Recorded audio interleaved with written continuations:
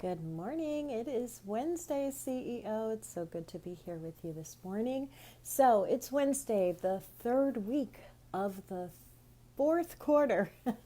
The third week of the fourth quarter. And now is a great time to just go back and review, CEO, everything that you've done so far and start tracking the numbers. Because one thing that I always said in corporate is the numbers don't lie. They may not tell the full truth, that's true, but they never lie.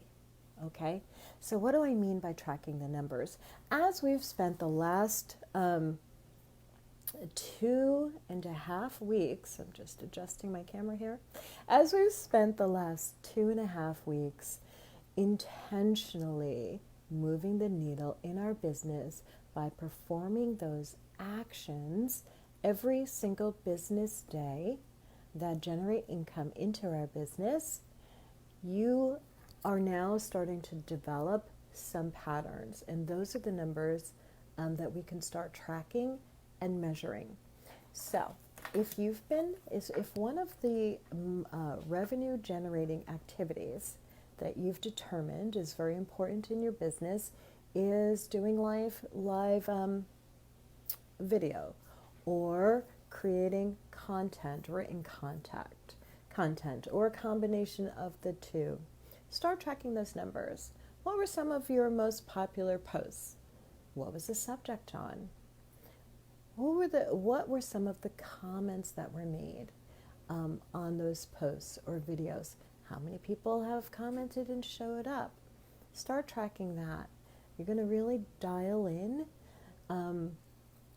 the tone, the subject matter, and the people, the tone and the subject matter that is attractive and magnetizing people, and who those people are.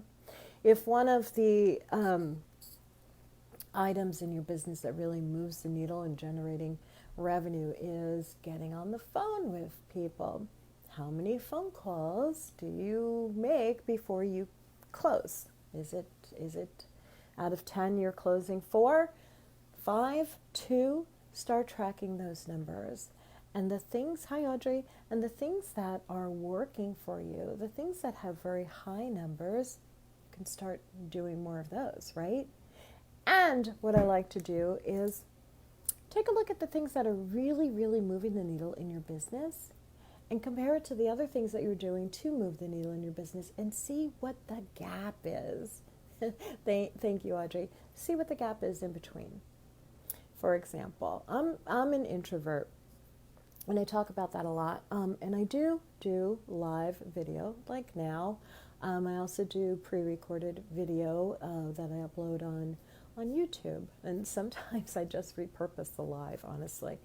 But I do lots of video, and I add a call to action to the video. In most cases, not all cases, most cases.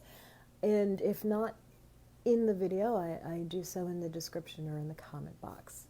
And I also write whatever I've talked about on video, I tend to write about it in long posts and add a call to long or short posts, and add a call to action. I put it on my blog. I create a LinkedIn article out of it. Sometimes I develop a speech out of it. It just depends, and I expand on the topic in my writing. And what converts the most for me, like immediate conversions, are my written posts. So I started keeping track of that and taking a look at, okay, so if I'm talking about the same subject and my written posts are converting, seem to be converting, making a more immediate conversion, right? The next step, jumping on a call with me, signing up for an income goal assessment, downloading an income goal blueprint. Those are like my next steps to obtaining clients.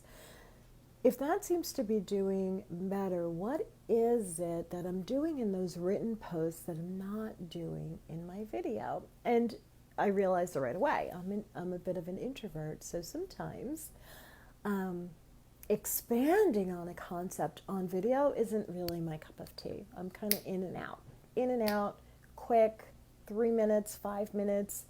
If I'm like in a flow and just getting downloads, then I can be on for 15, 20, even 30 minutes without thinking about it, because it just feels like 5.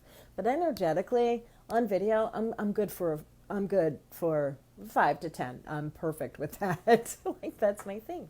So I don't, good morning, Grace. So I don't expand as much on video. So I was like, oh, okay, that's something that I can absolutely, now that I'm aware of it, it's something that I can absolutely work on.